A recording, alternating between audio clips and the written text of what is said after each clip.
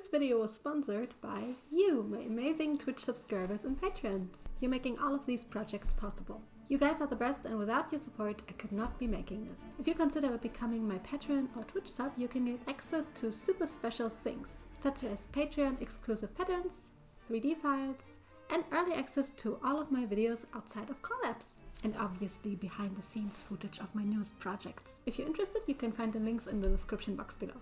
But now, let's get into the video. Hey Sparkles, what's up? And welcome back to Moonlight Jewel. We have finally arrived in the spooky season and I can't wait to start today's gigantic project. As always, my friends and I collaborated in a massive art doll collaboration here on YouTube. I'm going to be making my very own version of Simone from Nier Automata. I'm a huge fan of this game and particularly of Simone and her story. After watching my video, make sure to check out all the other amazing dolls by my friends too. This year's participants are That Kitty's World, The Dolly Geek, The Doll Fairy, Mr. Super Customs, Kairos Workshop, Jackie O, Hexchin, H. Ella Crafts, Etalan Enchantarium, Delightful, and Anastasia Custom. Links to all of their channels are in the description box below. But now, without further ado, let's hop right into the project because we actually don't have much time. Okay, so the plan for Simone was to collaborate with my friend Blue Pixie in order to make this big project happening in the shortest time possible. Since Simone is really big in the original game, I was like, hey, I should make her really big too. And by really big, I mean 60 centimeters or 2 foot. And that is without the crown and accessories, so the whole doll will most likely be even a little bit bigger. Will I regret that decision? Maybe, but nevertheless, Blue Pixie went right on to sculpting her. I'm always mesmerized by how amazingly fast she is with 3D modeling. I'm still super slow at it and was happy I could work together with Blue on this project yet again. Thank you so much. Okay, so I have like 3 weeks for this doll now. Will that be enough? I don't know, hopefully. And I think I'm gonna start with the plates of the mechanical skirt because I will need a lot. And I mean a lot. I am going to cast them in resin, so let's 3D print some, prime them, and make a mold. Ugh. Okay, so first I'm putting down some protective materials before I'm going to fight with the latex gloves so I can clean up the 3D prints. This on. This on.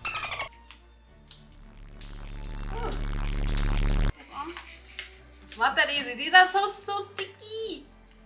Ah. Wear your masks, guys. Then I'm using a spatula to get them off the plate and remove the supports from them.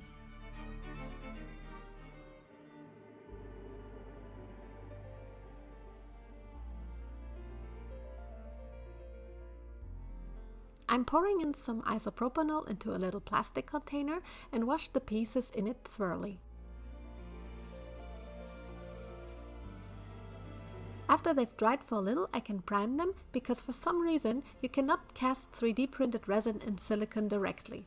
The silicone wouldn't cure, so priming it is.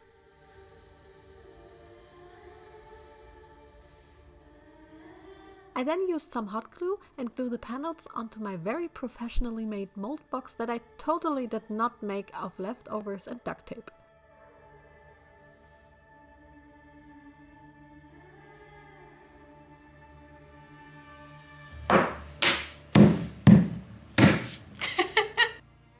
I'm then mixing my 2-part mold silicone in equal parts. And then pour it into the mold. This looks always so satisfying. I make sure to pour it slow to avoid any major air bubbles since I do not own a vacuum pot.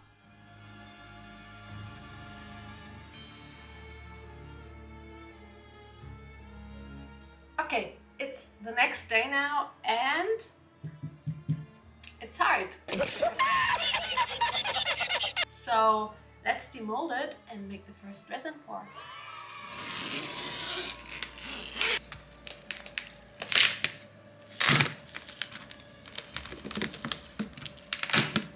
Haha.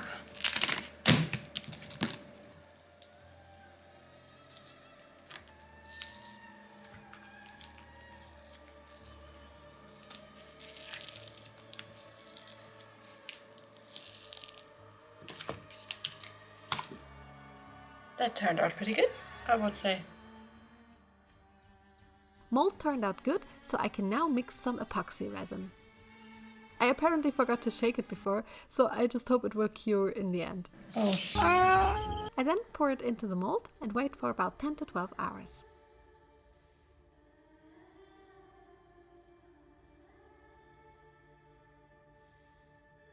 While it was curing, it actually turned white. That's so interesting. Let's try to demold the first panel. Oh, I'm scared. Hit or miss? And yes, it turned out perfectly.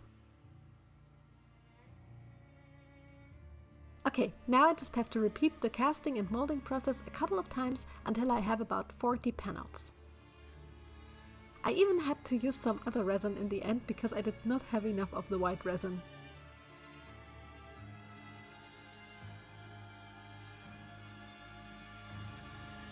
To give the panels the right color, I then spray paint them with a silver spray paint.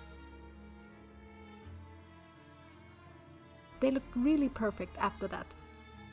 Too perfect actually for Simone. So let's try to do some aging to them. I will try using Vallejo Model Wash for the first time. I've seen you can achieve pretty cool looks with it, so let's see. I'm basically applying it to all the parts that I want to look darker in the end. I had literally no idea what I was doing at this point, so if you're a professional figurine painter, I'm so sorry.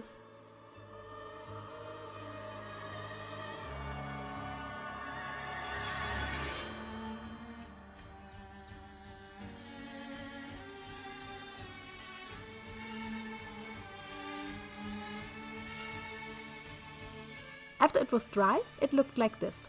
Pretty good already, but not quite there yet. So I tried to add some pastels to the panels first, just with a brush before actually going in with the brown chalk itself, and I must say it kinda worked.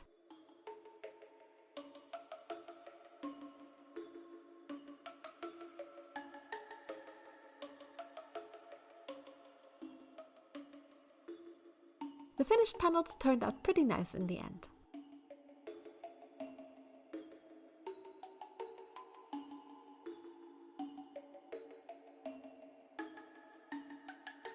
Alright, before we can attach the panels on a skirt, we should maybe build a skeleton for the skirt first, right?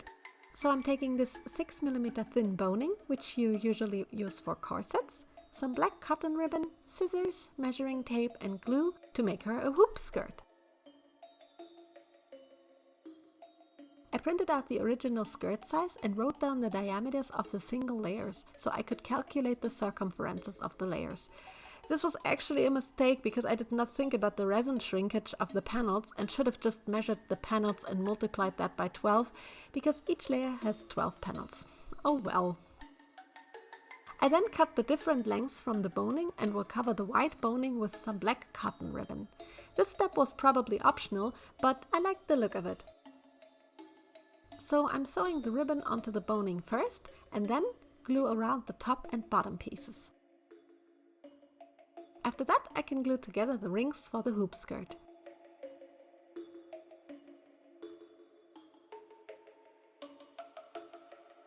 After all hoop skirts were made, I start to glue 8 ribbon straps evenly along the bottom hoop, so I will be able to glue all the hoops along those ribbon straps.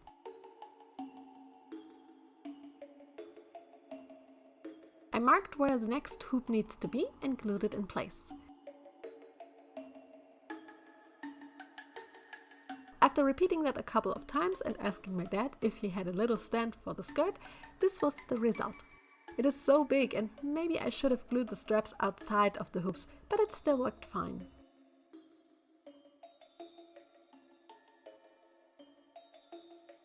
Alright, time to glue the panels. I tried to spread them evenly first because the weight of the panels messed with the balance of the skirt.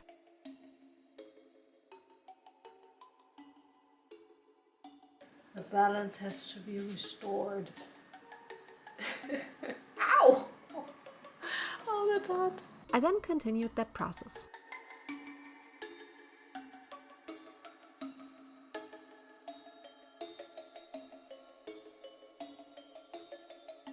It was shortly after that I realized that I made the hoops too big, and after the cut you can see that I adjusted the width of the skirt off cam.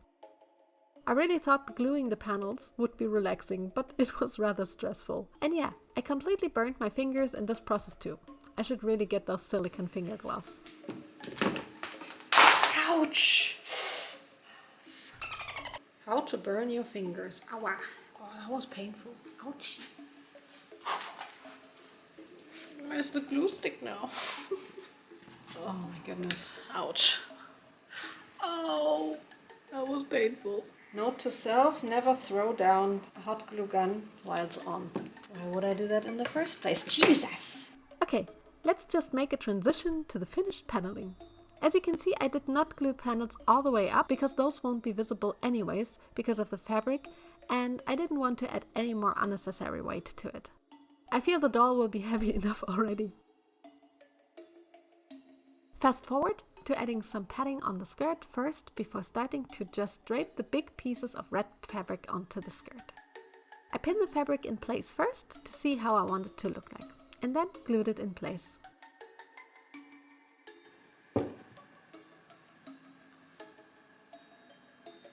Now the fabric needs some aging too, and to be honest, I just couldn't make it look nice and struggled a lot with the process.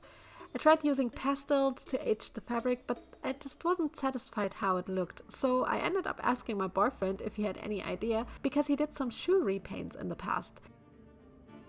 And yeah, let me just explain him what he did. Boyfriend is helping, because I'm not good at this. So you take pastels and water, and then just go in with your dirty fingers. Essentially what I'm doing is getting rid of the shine of the red, with just making it dirty and trying to turn almost the whole color of it a bit desaturated and at the same time a little bit darker, with this kind of oil rag dirt effect. I'm using this chalk and water for that. For some of the edges there are burned parts that at least are already burned. This ray is way too light. And I just go over it because then it looks more natural. It already looks more like it's an old rag that has been torn. Like here too, for example. It is way too bright and you just kind of get it dirty. I try to do that too, but it's very like sucky. It's little things that you have to do, and you can't be a perfectionist with it. You kind of just have to go with it. Yeah, that's not for me. Ah.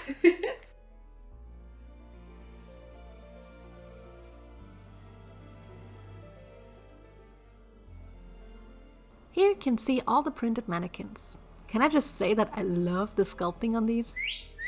I printed them in 2 parts, so I was able to print 2 mannequins on one print bed and will now have to put them together and seal the edge with some resin. This is after I sealed the edge with resin. And here they are, all painted. I painted 14 in total on live stream, and my boyfriend also helped me with that because it was a lot of work. Good. Sorry. Excuse me. Okay, so the skirt is finally done and it's really big and really heavy. And I have to see how I'm gonna attach that to the doll. I don't exactly know yet. Okay, and now we have to print the doll. It's a lot of pieces and it will take some days, I feel. So let's get right into it. Alright, so as soon as I was about to print the body, a big oopsie and shock moment happened. Okay, so I wanted to print the torso piece and there was resin leaking. It went onto the protection film and I tried to get rid of it and destroyed the protection film, so I cannot use this printer today. RIP! Luckily, just about a day later, I was able to get the new screen installed and now I was able to run all 3 printers pretty much non-stop. Okay, that's not so easy. Ah, no.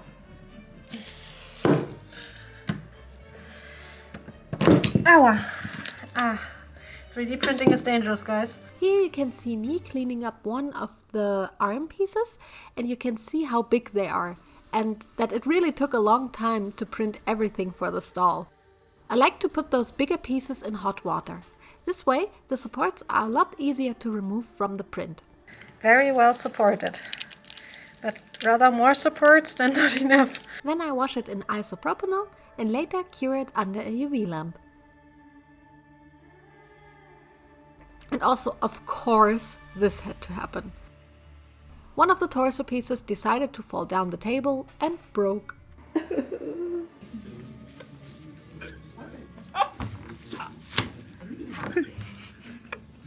When some of the doll parts were printed, my boyfriend and me spray painted them silver first.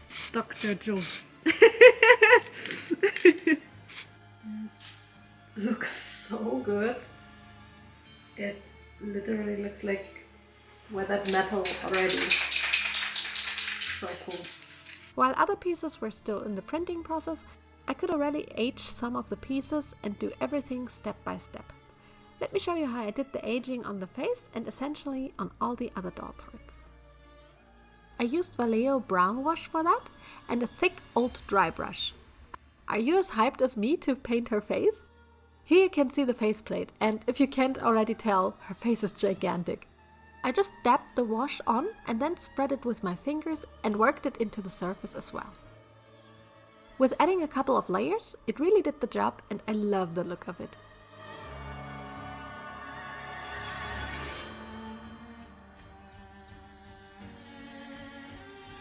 This will be one of the biggest faceplates I have ever painted so far. Alright, after the aging was dry, it was time to add some shading to her face with dark pastels. This face-up will be a bit different than my usual face-ups because I will only use browns and blacks for it. I first add some black pastels to the cables underneath her eyes. I will need to layer the shading a little, so it still looks very pale now. I also decided I want to give her black lips.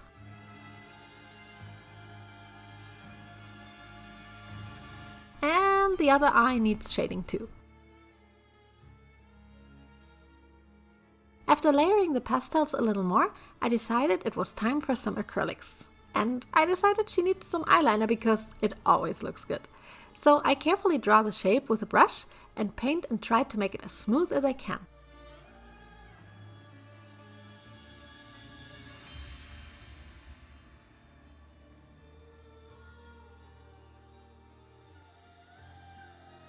Looks pretty good. For some accents, I decided to add a little silver on the cables underneath the eyes because it really makes the sculpt pop. Also some nose highlight and last but not least, gloss. I glossed her lips and also added gloss to the cables because it makes it look like leaking oil or even tears.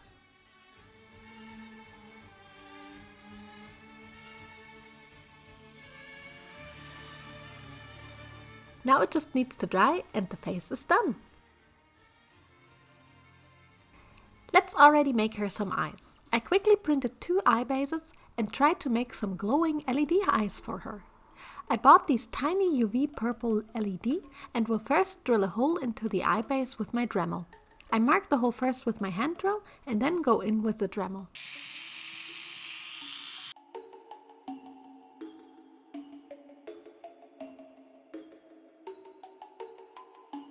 And making it bigger with a wider bit.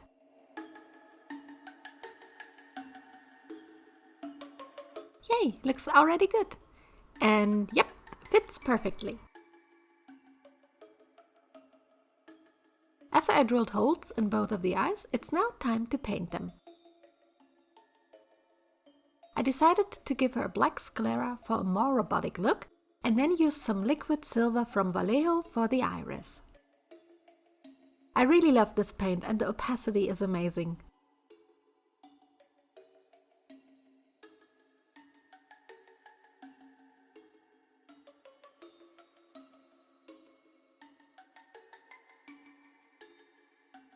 The eyes look so cool already. Now I have to insert the LED and drip in some resin to secure the light first.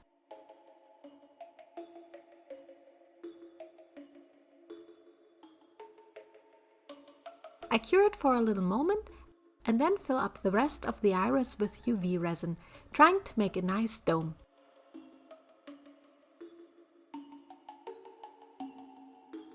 air bubbles can be removed with a lighter. After curing, they looked like this. I gave them some more shine with some UV varnish off cam in the end to make them a little more glossy. Simone's actual hat in the game is the little robot hat that sits on her chest. I wanted to give this little guy some LED eyes as well, just like in the game. So I take some tiny red LED and glue them in place first. After that, I drip on some UV resin and cure it. Awesome! Now we can wire the eyes and the robo hat eyes. Hey, so excuse my messy Sunday look, but I'm just about to go to my dad to wire up the LED for the robot hat and the eyes because I have no idea how to do that because I suck at science. So yeah, let's see if we can make that happen with the help of my dad. You busted? Together with my dad, we wired the LED to 2 little battery compartments. One will be laying in Simone's head, and the other one will go through the upper torso where we drill the hole in, outside of the doll, so you will be able to switch the lights on and off separately. We made sure to solder the positive and negative cables together right, so the LED would light up, and also added a little shrink tube onto the exposed soldering points.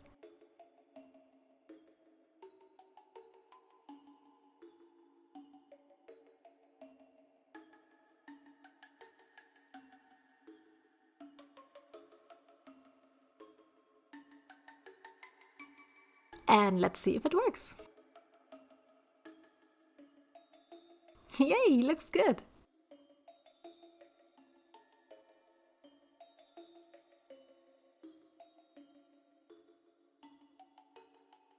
The very last thing to make is Simone's crown. I already printed and painted the parts for it.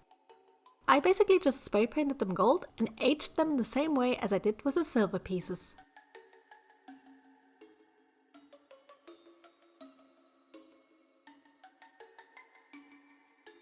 And then I take the spokes and insert them into the crown bow. They hold by themselves very nicely, except the 2 outer parts. They were a bit loose and need to be glued in.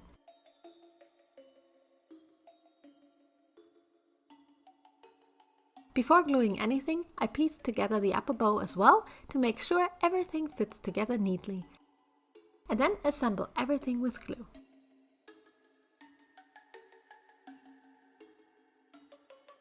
The last thing I had to add was some weathered fabric that I ruffled and glued onto the back of the crown.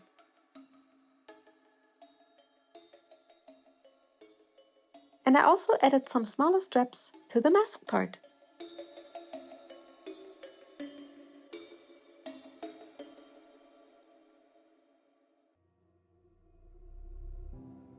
Alright, all doll pieces are together now, so it's finally time for assembling the doll. You can tell that the pieces are really big, and I had to use 5mm elastic in order to string her and make her hold poses.